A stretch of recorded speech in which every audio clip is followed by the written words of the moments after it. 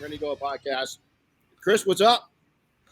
A lot. We got, we've been busy again. And here we are again for another Wednesday podcast. We missed last week because you were on the road doing some special cool stuff.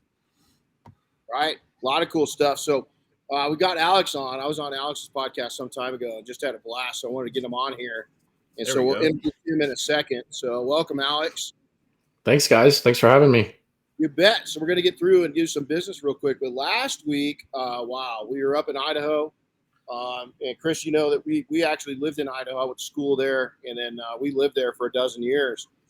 And it's hard to believe when we left in 2010, late 2010, who would have ever guessed that, a huge company like, Rag Company, they were around back then, just nobody knew about them. And then, they started building it up, and look what they've become. So we were up there with Team P&S. We introduced our new P&S off-road line.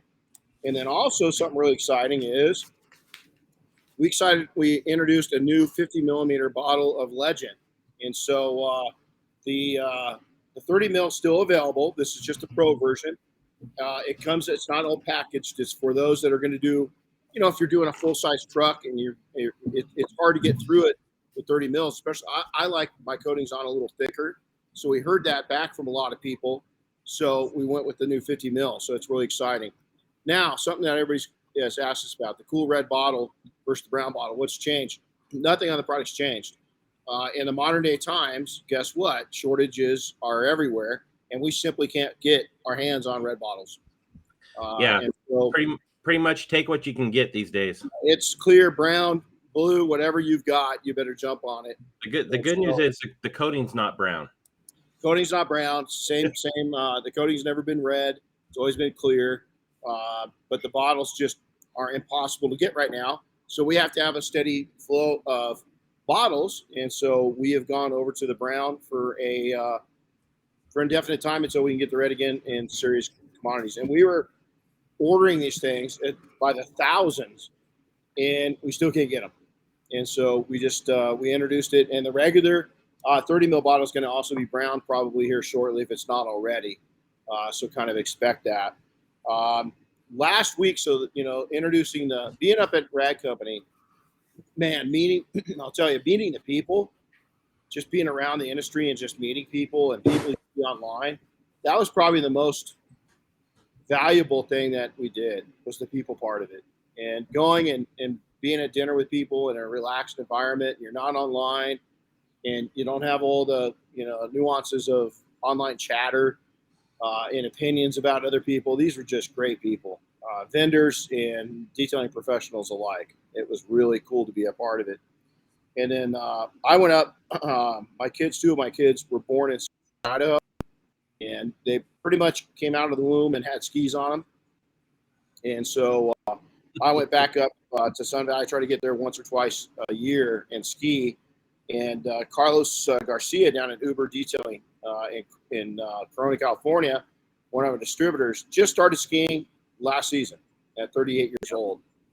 And I told him last year if he got into it, I'd take him up to Sun Valley. And then Jody Cedric with Road FS, he lives in Idaho. So on Friday, Carlos and I went up to Thursday night, went up to Sun Valley. We skied Friday. Carlos did fantastic. It's a pretty big mountain. Anybody that doesn't know, it's one of the more premier mountain resorts in all of North America, and if not the world. Even this will pay tribute to Carlos.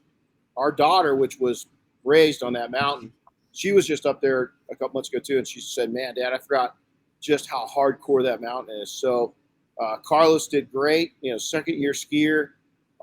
Jody joined us on Saturday. We took Carlos for a warm up. Jody's a great skier. Took Carlos for a warm up, and then we wanted to go take him up the gondola, because the gondola's got two ways down. It's got a nice, easy Carlos kind of keep it mellow way down, and it's got a little more, not anything black diamond or anything. But to Carlos, the other way down would be like triple, double hell black diamonds, right? Well, we didn't know it. We didn't look at the map. We were just excited to get on the gondola, and the easy way down was closed. Uh-oh. So the double black hill from hell was one of two ways down. You get back in the gondola and go down. Well, Carlos is a pretty adventurous guy. And he got down it, and he only stumbled one time. I mean, really, he was going 2 miles an hour maybe. And the rest of the way, he made it. And it was, I'll have to post a picture up. It's a pretty steep hill. And especially when there's spring skiing and there's not a lot of snow to mellow that incline out, it kind of does this at the top. And so we had a lot of fun. So Chris, I'm going to let you do the official introduction of Alex here, and then we'll jump into it, Alex. Cool. Well, if you guys couldn't tell already, our special guest today is Alex Russell. He is the owner of Detail Solutions Auto Spa out in Sanford, Florida. And he's going to have to remind me in a bit where Sanford is in relation to other places. But he's also the host of the Detail Solutions podcast. And, I know he's wearing his podcast shirt right now. At Mobile Tech, we had a good time with those shirts. And there was a little bit of a, what was it? Kind of a... We did a scavenger hunt. Scavenger hunt. That's right. That's the word I was looking for those shirts. So that was fun. And then Alex is also a very active member of the Pain Assassins Facebook group. Yes. So, anyway. And Renny, I know one thing the two of you have in common that you guys have talked about before is you're both huge Van Halen fans. So, and he's got a really cool polisher that's done up in the, as a tribute to Van Halen with the, what do they call that pattern? Do they have a name for it? It's just the stripe pattern. The stripe pattern? Yeah. Hey, if you ever put that thing up to bid for auction for a charity, I can almost guarantee you I know who's going to win. Just saying. Man, I'll tell you what, when I first did it, one of my buddies was like, dude, I never thought about that. I want to send you all three of my polishers, and can you do the red, black, and white, the black and white, and the black and yellow? And I was like, no, it was a pain in the butt just doing mine. Right. No, I think it's cool, man. Yeah. We have a younger group that might not know who Van Halen is. And I know. Shame on you. Shame on you. Yeah. You do not know what you're missing. I know. Just, there's so many. Matter of fact, this is Alex. And maybe you're going to beat me on this, but there's three bands that I'm really crazy about. Van Halen's one of them. And I got an announcement, I think it was last year, at the end of the year, that I was a top 3% Van Halen fan. Oh, wow. Why? So I listened to a little bit of Van Halen. Oingo Boingo is the other one. And then Zapp and Rogers. What a difference, because some people don't even know who Zapp and Rogers are. But and then the other, I think my top 5 was Van Halen, Oingo Boingo, Zapp and Rogers. Oh man, there's some good ones. Some really, really eclectic. I like old funk music. Have you gotten into Wolf's music yet? A little bit. I have. He's killer. He is. He's killer. I got a chance to see him here in Orlando last year and put on a phenomenal show. That's I'd love to do it, and I love the fact that I think he's really upped his game since his dad died. Yeah. I think he took the passion and just said, "I'm going to run. This is going to be my dad's legacy." Is I think that's pretty cool. As a fan, we watched him grow up and stuff, but it was pretty. I'll share this, and we're going off completely. But this I know. So one of my friends was a really odd guy, Scott, and everybody discounted him. He's a little tiny guy, and I'm not tall, so. When I say tiny, he's, jockey-sized guy, right? Right. Scott was when I met him, he's a long-hair rocker dude. He's 3 years older than me. I'm a freshman in high school. He damn near got me kicked out of high school because I ditched so much with him my freshman year. But when he graduated, he kept saying he knew everybody. Oh, I know that guy. And we're like, yeah, right. Well, so one day I get a call from him, and he goes, hey, man, I've got tickets to Van Halen. You want to go? And I'm still in high school, right? I lose my mind. We get there, and he'd been telling me that he knew David Lee Roth, right? I'm like, yeah, whatever, Scott. Well, he did. So we go to the concert, and we start out backstage. What? And, of course, these guys are partying, right? And I'm like 16-0. So I can't partake, and I wasn't into it anyway. So they were super chill, super cool. Scott had been out. He'd been following the LA tour. He'd been there. And so they had this thing happen the night before, and it's a gesture with your mouth. I won't repeat it because it's a little vulgar. So we're like third row center. David Lee Roth's coming out on a outstage, on a ramp. Yeah. It's out there. and they get into a song and they're taping the concert live. And Scott does this vulgar thing with his mouth, and David Lee Roth, as he's singing, giggles. Well, it's in the live song today, and I lost Scott 18 years ago. He died. Oh man! And every time I hear this song, Scott's alive, because we go back to that concert so many years ago when David Lee Roth giggled seeing Scott do that. Yeah. Whatever it was kind of stupid. It was funny to all of them. So there's my one Van Halen. And we got backstage for 20, 30 minutes after the concert. Because I was underage, I got kicked out. Scott, being the friend he is, left me. So and I would have done the same thing. Right. I'm sitting out there in Los Angeles, trying to figure out how the hell I'm going to get home. And Scott shows up a couple hours later. There's my Van Halen story. That's awesome. That's a better Van Halen story than I got. I don't have anything. It was, I like to think, I definitely, made an impact on me, but, they wouldn't remember me, for. Yeah. I remember when Facebook and Instagram all started up, Michael Anthony posted something up, and I thought, I'm going to go in there and make a comment because he's a Porsche guy. And nope, nothing. Yeah. Yeah. Come on, man. Come on. Didn't have all this extra sharp base. Right. So, hey, I'm really excited to have you on, man. I think you're one of the young guns of the industry that's doing a lot of positive. I appreciate you say young guns. I just turned 49 last month, so like 2 weeks ago. So thanks for never mind. Yeah. Chris, you look young though. You look great. Thank you. You're still young. Yeah, we're all getting up there. Just a little shout out for Renny. Yesterday was his birthday, so that's right. Yeah, happy belated birthday. Happy belated. Yeah. It's I'm one of those guys, man. I was talking to one of my mentors yesterday, called me up, and he's the same way. I just like getting older. I don't mind. I mean, what's the choice? You could find. I got friends that are like, oh, dude, I try to take care of myself, right? But I just don't mind. Mind. So it's pretty cool. So before we get started too, I just wanted to let you guys know. You guys know I'm big into making myself notes every quarter. You can see mine's open. 5 tasks. I nailed 3 of them. Was semi successful at one of them and failed on one of them completely. And I'm really embarrassed at myself to say that I failed at one of them.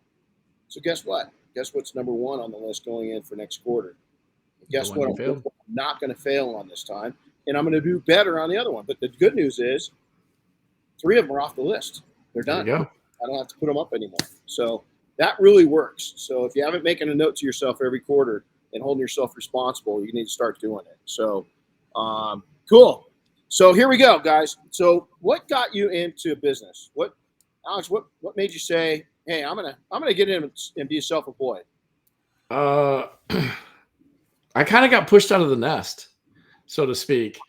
So most people know my career started in '95 at the car wash. I worked my way into the detail shop, worked my way into management, ended up running locations around the Central Florida area for 20 plus years.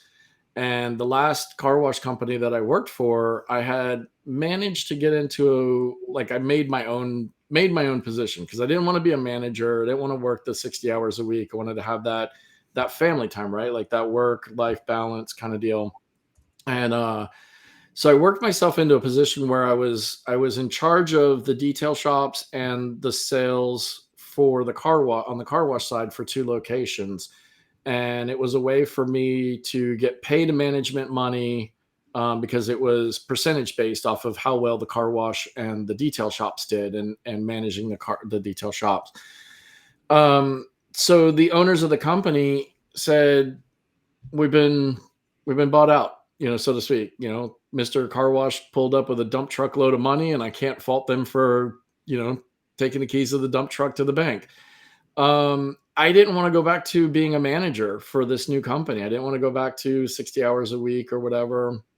I had started to learn what, we were still doing the old school rotary polishing, slap a glaze on it, whatever. And we had started getting into paint correction and things like that. I had started, pushing the car wash to do that.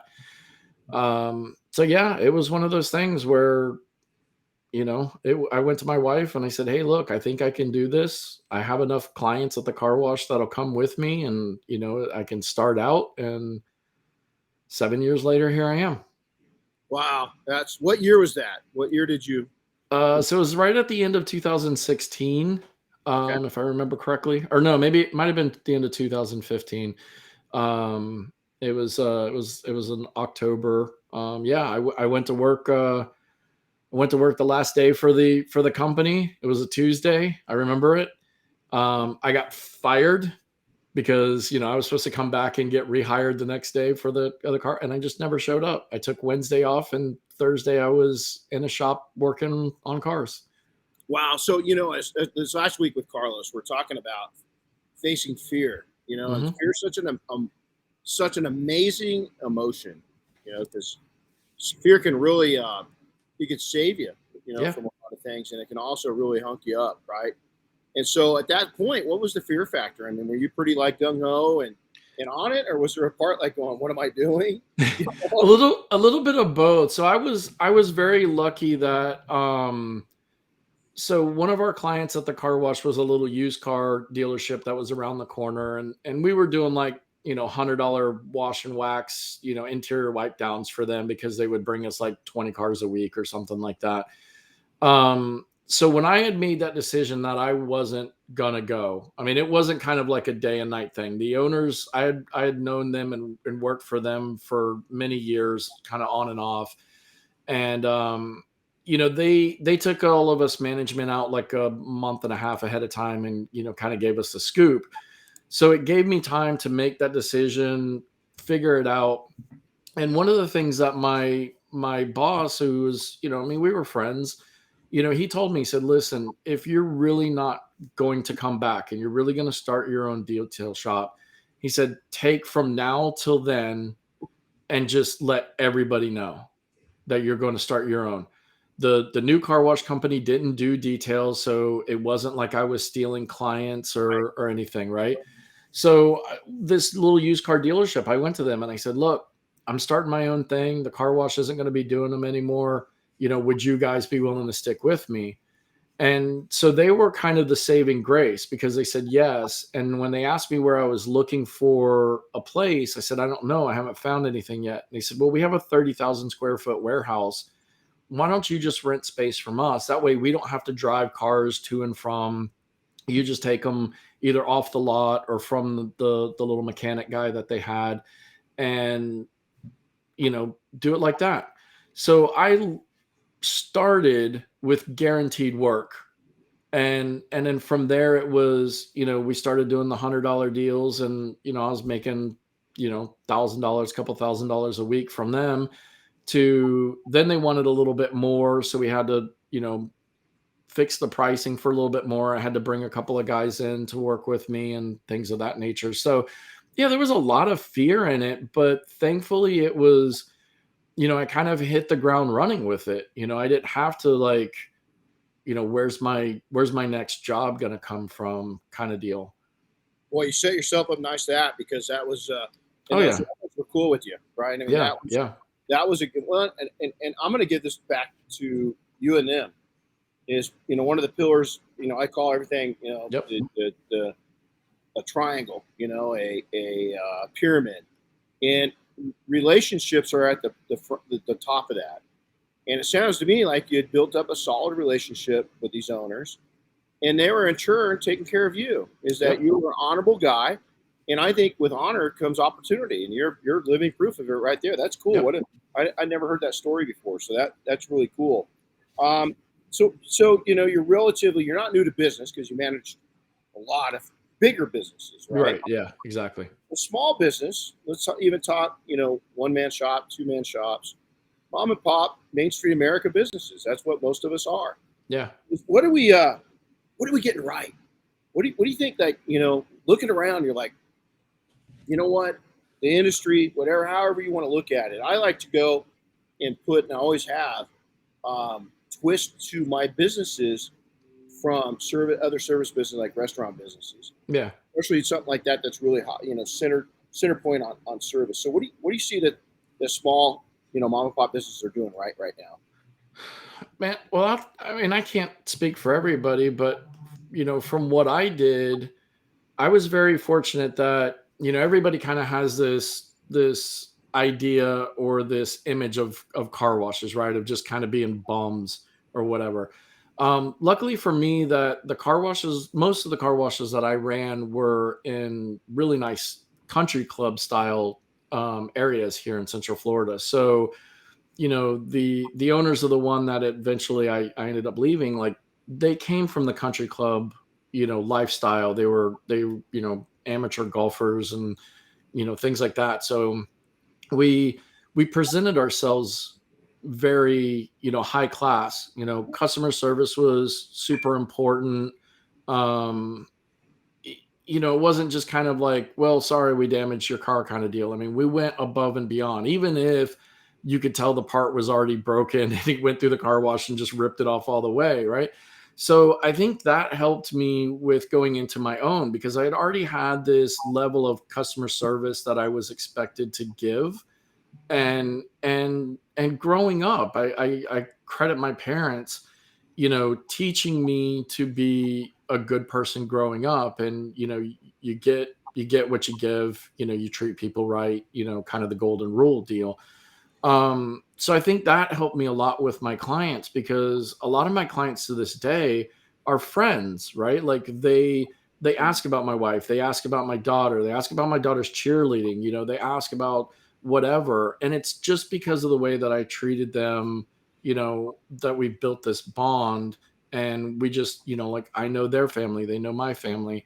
And especially some of them that followed me from the car wash. So like, these are people I've been dealing with for way longer than just the 7 years I've opened.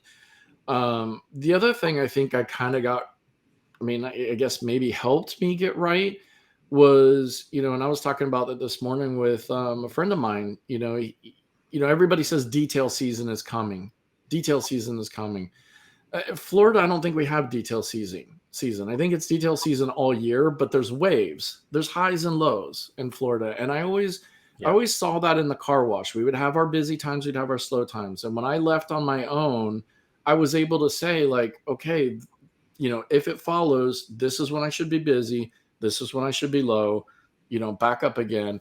And it did. It followed those trends. So I was able to know, like, make hay when I can, because, hey, next month might be a down month.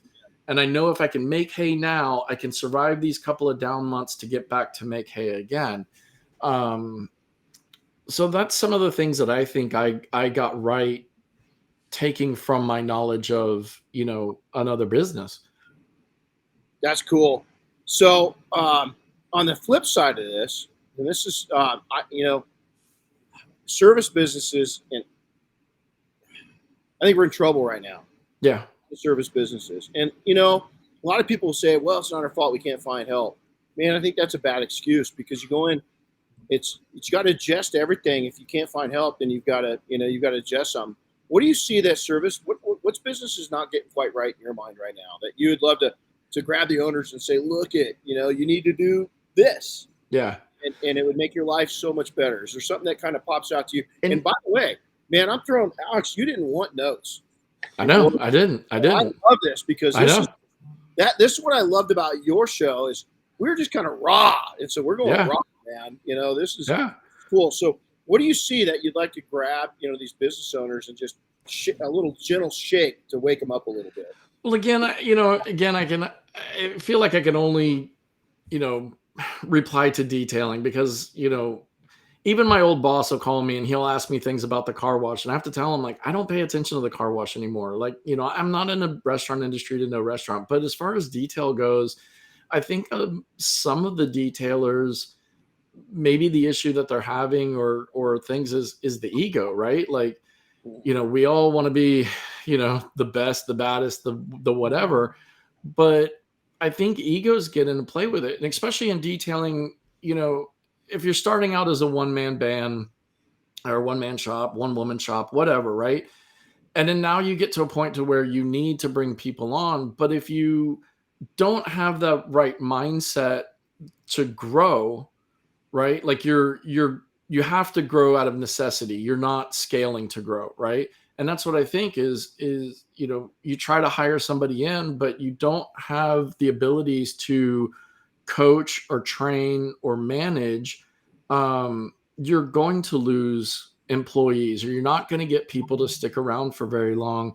And that's where I feel, again, some detailers, they're just used to kind of only working for themselves or by themselves. They have the mentality of, if you don't like it, then, get the F out, whatever. And I think that's the thing that stunts people from growing. And it's, if you're going to scale to grow, you have to learn yourself how to be a better manager or a better role model or a better trainer. Boy, I'll tell you, amen. Well said. Go ahead, Chris. Oh, I was going to jump in real quick. One of the things I see, it's loosely related to customer service, but I think is a mistake here in our industry is, people make their businesses seem a lot bigger than they actually are. Yeah. By using the words we and keeping their face out of the pictures and stuff like that.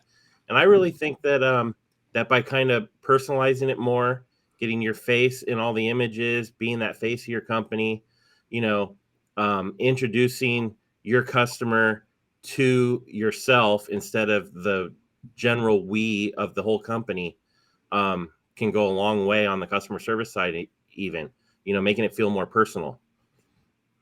Yeah, and you're right, because I use we a lot too, and people look at me and go, "How many people you got working for?" I'm like, it's just me, but it sounds better when you say we, because as a business, it's we. So no, I think you got a good point there. Chris, I had to learn it the hard way. I was in Sun Valley, Idaho, one of the most wealthiest communities, in the country, and I had that mentality because I just come out of a corporate position of having a massive, biggest staff as I needed. We'd go buy a new company. I'd go in and take it over, and I would say, hey, I need this, this, and this, and I got it, right? Well, so then I go into my own small business, and I keep that corporate America style going.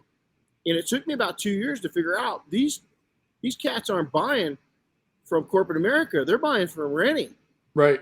They want Renny involved in it. And Chris, to your exact point, man, the second I backed off of that nonsense, I skyrocketed. My value went through the roof. I could charge a lot more money for what I was doing. And I was like, duh, and it's something that we still today. So Chris, you nailed it, is that there's pride, especially for me coming up through the ranks as a small business. There's pride for me buying from a small business, is that I seek a small business out. And if I've got a chance to work with somebody that's a 10-man team, where I've got I'm looking for PDR, and there's a big shop, but I've got a guy that's him and maybe one other person, I'm going to go with the guy with him and one other person. The reason why is I'm getting the main dude working on my vehicle, and I like that connection. So it was a lesson learned. So great point, Chris. And so tell us one lesson, hard, good, bad, doesn't matter, good, bad, ugly, that you've learned from business that you'd like to share with people. What's one big lesson you've learned? Oh, man. So you should have taken the notes. Yeah, maybe I should have. No, so one lesson that I think I've learned is you can't be afraid to hold your ground.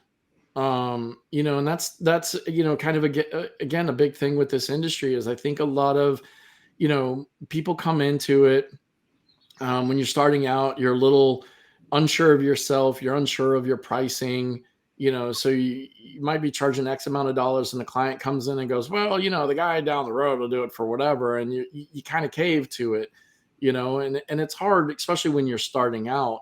But that's the one thing that I've learned now is I started getting more successful and more clientele when I started raising my pricing and holding firm to it, because clients, especially the ones that are doing their due diligence and calling around, or they're doing research on whatever they're looking for, they know a price point of what they should be paying. So if you're in that price point or higher, they know you're the guy to go with. If you're under that price point, they might be like, yeah, it's cheaper, but what kind of work am I going to get? And that's the thing that it took me some time to learn is my price is my price, right? I mean, we say it all the time in detailing, but hold that line. And sometimes, somebody might be like, no, it's too much or whatever. And you have to let that client go, because what's going to happen? You're going to lower your price. You're going to take that client who's going to be a pain in the butt because it's a low price client. And 10 minutes later, you're going to get a phone call from somebody who wants that day and was willing to pay your price or more.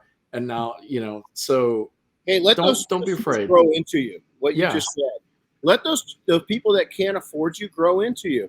If they're serious and they're going to be a repeat customer on detailing, in any business, I don't care what you run, let them grow into you. They're going to they heard about you somehow. They're going to keep hearing about you. And you know what? Their taste, I grew up, I didn't know what a nice restaurant was. Right. Sizzler, first time I went, I was like, wow, what is this marvelous thing? I had to grow in, and I got to be honest, I still like Sizzler, Yeah, I was going to say, don't knock the Sizz. Yeah, I like it. So, there's not many of them out there, but I live in one of the towns in America. There you go. We got one, But I think that you're speaking gospel right there, man. You couldn't have nailed it any better. Is that, and being the cheapest doesn't take you anywhere. It's just a fight to the bottom. Exactly. Now you're fighting with the zombies, man. Why do you want to fight with the zombies? You got to get up with the sheriff dude in Walking Dead. That he's got the shotgun. Yeah. You don't want to be down with you want to be with the survivors. You don't want to become a zombie. Man, because once you take that, I don't know where the hell I had drank too much coffee. Once you take that, that bite out of cheapness and you start going down that cheapness, you're a price zombie. You're right. And I told a buddy of mine this morning, I said, listen, the minute, because it's slowing down, it seems like around here, and I don't know if it's just, that time or whatever, but the thing is that I try to tell people is, don't cave, don't lower your price, because the minute you lower your price, it's going to be twice as hard to get your price back to where you were. It's better just to stand your ground. You might lose one or two, but there's going to be one or two behind them that'll come and take it for what you're charging. Great advice. So, as mentioned earlier, I've been a guest on your podcast. Yes, sir. It's kind of fun. Love being on it. So tell us about your podcast. What's it all about? Oh man, it's fun. So the way that I explain it to everybody is, when it originally started out was a way for me to reach out to guys and girls in the industry that I look up to, that I admire their work, that I would want to talk to, but, I don't know them. And it's kind of hard to, like slide into DMs, like, hey, can we be friends? Whatever. Right. So I wanted it to be that, we're just sitting down at a bar table, patio, just having a drink, getting to know each other kind of vibe. And then when it started, I did 5 episodes. I said, let me try 5. Let me see how it goes, and 5 turned into 10, turned into, I don't know, I think we're 100 and something, 40 something now or whatever. But on the flip side of that was I wanted every 10th one to be a topic. I wanted to discuss something in the industry and try to give back some kind of knowledge or information versus just talking to people. So like the first one I had you on with Dan Williams, and we discussed like the business structure and things of that nature. So eventually the business one or the topic one started coming to me more often. Right. And I was like, well, I can't do this every 10th one. And I said, well, I'll do a second episode every week, and that one will be topic. So that's kind of how we started. We still do one, and I'm using Chris's thing. I still do one, one is a Q&A. And then I have Jason Bruno from Paint Assassins, who comes on, a lot of the topic ones with me and kind of co-host with me. And sometimes he'll bounce, an idea off of me that he wants to talk about, and it's a great topic. And, and so then what we try to do is we try to find somebody in the industry that would be great for talking about that. What a great dude too, ain't he? I mean, yeah. Can't complain. No, He's listening. He's listening, so I can't talk bad about him. Yeah. Yeah. Great guy. Yeah. But that's kind of all it is it's just a hangout. And I mean, even when we do the topic ones, it's opinionated. I mean, sometimes I can get a point counterpoint. I can get both sides. Sometimes I can't, sometimes we all just agree on the one way too much. But again, it's just putting knowledge out there. It's just getting information. That's cool. What made you start a podcast? What was the drive? Oh man, I tell everybody I did what everybody else did in 2020. I started a podcast. Yeah. I mean, it's COVID, right? What do you do? No, again, it was just one of those it was kind of a pain to try to message people on Facebook and, say, hey, I really admire your work, this and that, and whatever. And I thought, maybe if I did it in a podcast form, because then it's not just me learning about that person I'm talking to. It's everybody who listens will get to know that person. They'll get to tell their story of how they started, where they're going to, what they're doing, this and that and the other. So that's kind of how it evolved, or that's kind of how it evolved, was just, I started taking these little messages that I was doing, reaching out and saying, well, let me do a podcast. Podcasts are popular right now. So let me join. Let me jump in the pool with everybody else. I think it's cool that the name of your business and podcast are the same thing. Oh, that's just me living up to so I title it as I'm the laziest podcast out there. And that just fits right in, because I was too lazy to come up with a new title. And honestly, my name kind of my business name, Detail Solutions Auto Spa, it's supposed to be like, I'm the solution to your detailing problem. Right. So I kind of figured, well, that does fit with the podcast too. Like, we could be the solution to the detailing podcast or to the detailing industry. So yeah, it was. There's one podcast that's lazier than yours. I don't know, man. I don't know. Podcast. I mean, we really did. We just stretched it there, didn't we? I mean, it's just like, wow. We started this one 2 months before the pandemic. Yeah, 2019. Right? Yeah. Yep. 2019. Yeah, and then it just, everything changed. And it really changed the whole message. We're just now starting to get back to what our original goal was. Yep. Because it just took it down a rabbit hole, and it was cool. We had to. We've gotten hundreds of messages saying, hey man, this, that, thanks. Yeah. So, it was definitely worth it. But part of this podcast was also my dream and vision, Chris's dream and vision of what we wanted to do. And so we're getting back to that, the roots of it. Well, and I think part of it too is, as the more you do it, it's going to evolve anyways. I mean, I keep constantly telling myself I've got to get back to the roots, right? Like to use Billy's terms, right? The guys and girls in the trenches, because I've gotten to a point now where I'm starting to get bigger names, bigger, people on and things like that, which is great. I want to talk to them too, but I don't want people to be like, man, you're not taking care of the people like you, that are grinding it out every day. Absolutely. So I constantly, fight myself like, okay, well, I've got to, get back into, somebody who's just, in the trenches grinding it out. And then we'll go do one with a Renny Doyle, and then we'll go back to, Well, you know what, though, as a person that listens to yours, the thing about having the big names in, I always learn something from it. And they've been down so many rough roads. Yep. And they've been able to smooth it out somewhat. And let me tell you, anybody that tells you, oh man, business, they're full of it. Yeah. It's just, you know what? The only thing that happens when you get more money and more success is the challenges change. Right. Yeah. There's still challenges. They just sometimes get bigger. Yeah. Yeah. And that's why I like it now that it's kind of become a little bit more broad and a little bit more wide, where we're able to, and especially with, the help of guys like you. I know I've reached out to you a couple of times to maybe kind of, help me reach out to somebody to inquire about them being on the podcast, and just, other people talking to, people I know saying, this guy named Chris Woolman. I'll put an in with you. Yeah. Yeah. He's a tough guy to get a hold of. His schedule's tight, man. I know it is. Your schedule's tight. Yeah. Yeah. But no, I think you've done a great job with it. Well, thank you. I appreciate it. One of the most important questions I've got, and this was Okay. not even on my notes. You got to tell me about that photo in the background, because I've been looking at it and it looks, what the hell is on top? Okay, there we go. So, so you got to tell me the story about this. Okay. I know that, tell me there's a story, because it's There a is. Seinfeld episode right now. It's driving me freaking crazy to know what that what the grill on top of the mic and the city and the river and everything means. Tell me, please. And so that painting means a whole lot to me. So as most people know, me and the wonderful Mr. Aaron Knox have probably one of the best bromances in all of detailing history. I don't care what anybody says or what he says.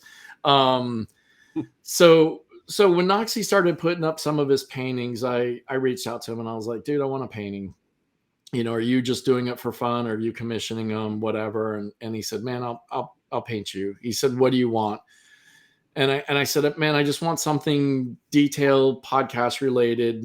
And he told me that was stupid, to use a better word than what he said.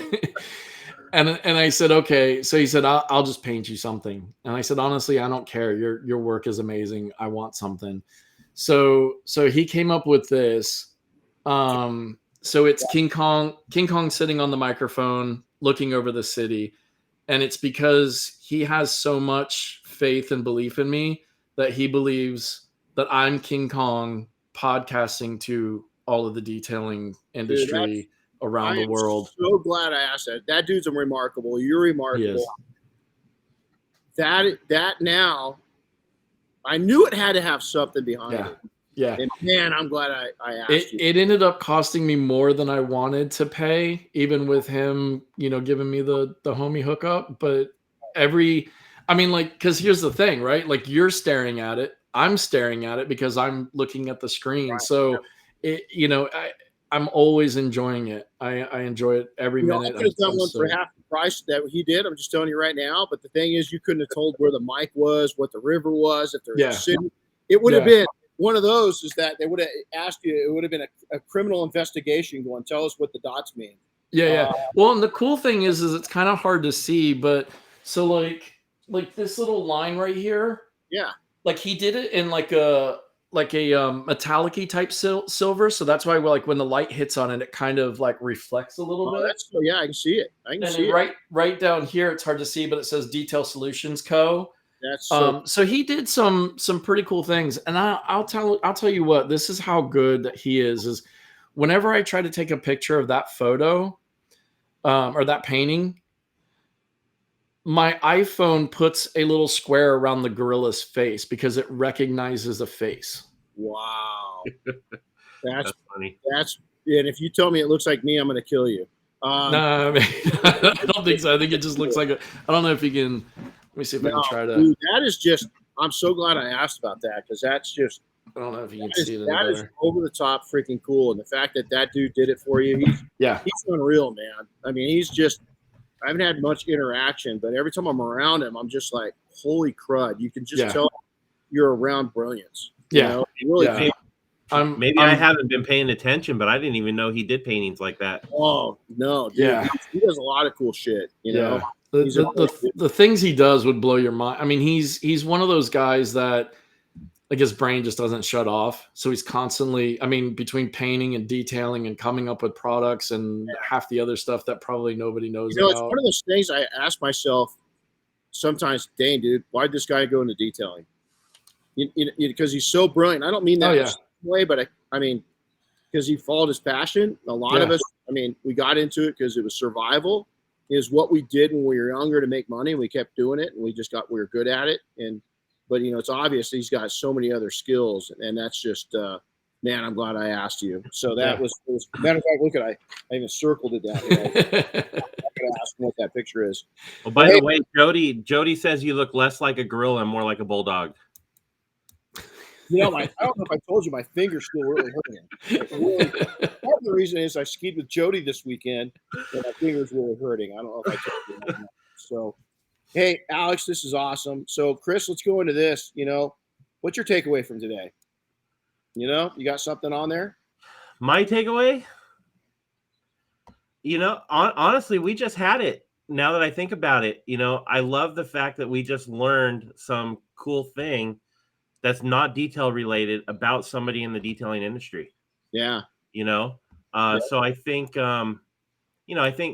sharing people's talents and passions outside of what we do day to day is pretty cool and important, because I think it shows that there's just more to us than just making cars shiny. Right. You know, you know what it is, and I'm gonna go right off of that. Is that I had a couple other takeaways I was going to mention, but I think what I just walked away with is seeing the relationship between the two of you, and the fact that he did a painting for you. You paid for the painting, probably a damn good deal because it looks like it took him a lot of time. But the fact that the friendship was valuable enough for you two to connect at that level, I think it goes back to, again, talk about the pyramid I talk about in that relationship at the top, is that I think it's a good testimonial to you two, both of you, of what connections should be. And that's probably going to be a lifetime connection, you know? Yeah. I hope it is. I mean, he is one of my mentors. You know, as much grief as he gives me on social media and Facebook and all that fun things. You know, I mean, I can call him or text him if I've got questions or issues, not only about detailing, but how, you know, especially with him being a businessman and you know, running KXK and Reds, and you know, he helps me with the podcast and what I should do, shouldn't do, things like that. So yeah, I hope our relationship and our friendship is a lifelong one. No, that's killer. So hey, we want to take, and Alex, thanks for so much for coming on. We want to, you know, Detailing Success, our own program. We want to thank our own company for making this happen. Chris and I, believe it or not, work pretty hard on this, but it comes pretty natural. It's just something that we love. We love hearing from all of you. Alex, how do they get a hold of you? So they can reach me on Facebook as Alex Russell, Instagram arussell5150, and then through the podcast, the social medias, the Detail Solutions Podcast on Facebook, Instagram, and YouTube, which I don't really do a lot on YouTube, but every now and then, if we have a good episode, I'll upload the audio to YouTube. We also have the Detail Solutions Podcast discussion group on Facebook. I know it's long, but you know, but that's the page where we invite listeners and detailers and whoever to come on and, you know, give us feedback on the show, you know, tell us what they liked, what they didn't like. That's where we ask people to come on and shoot us suggestions, either for topics or for guests. Right. That's usually where I'll kind of post up any of the news for the podcast. Pretty much the podcast Facebook page, I'll just post the links to the episodes. But the Detail Solutions Podcast discussion group is the main one. That's awesome. Well, hey, thanks for coming on again. Thank you for having me. I have to ask real quick. Is 5150 the best Van Halen album? Yes. Yeah. Yeah. Well, here you go. You know, you've got Van Halen and Van Halen, you know, yeah. So you have that discussion, right? And for me, how about you? I absolutely love that. I love them all. 5150, I feel no disrespect to Dave or even to Eddie beforehand, but I feel like Sammy did something to rejuvenate Eddie on the 5150. And I think Ed's music on 5150, you know, till the end was leaps and bounds over Van Halen 1 to 1984. And Van Halen 1 to 1984 was, you know, some of the most mind-blowing guitar playing in the history of rock and roll, the history of music, really.